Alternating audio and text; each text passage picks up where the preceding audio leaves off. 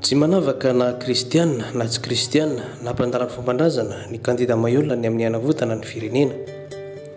Ny tanjona dia ny hanafoanana ny kolikoly sy andresina ny fahantrana eto Madagasikara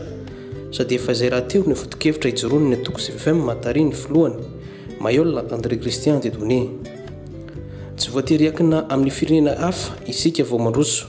fa ny harena misy eto amintsika dia afaka iveloman'ny malagasy ary afaka hiatarany vahoaka araka nambarany ity kandida filoham-pirenena ity tao amin'ny kongresy ny Tokos FM teto Mahajanga ny zoma faha 20 volana Jolay taona 2024 tao amin'ny espace Ankay. Ity kongresy ity moa natao mba hametrahana ny paikady hiatrehana ny fifidianana filoham-pirenena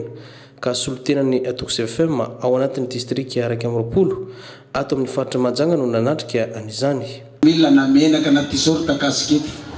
izy nizaraina vola teo tsy nisy nizaraina vola teo fa zay le politika ny fanovana tsy politika ny fifidianan'olona tsy politika ny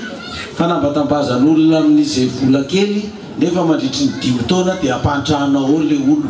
fa za foto-kevitra iady amin'ny fahantrahana no azavaiko ka raha mahantra ianao ka tsy mahita lalana ivoana amin'ny fahantrahana ka resy lahatra amin'io ady amin'ny fahantrahana io tsy mila mena vola ianao tsy mila mena menaka t-shirt kaskety zany fomba fanao maloto zany foana ny amin'ny tana vahoaka teto Madagasikara hatramin'izay sady zany ve teo be tabe ny voafitaka manomboka amin'izao satria ny olo efa sahiran'io efa misokatra ny masony olo. Ny Tokos FM moa dia efa vonona tanteraka hiatrika ny fifidianana filoham-pirenena taona 2024.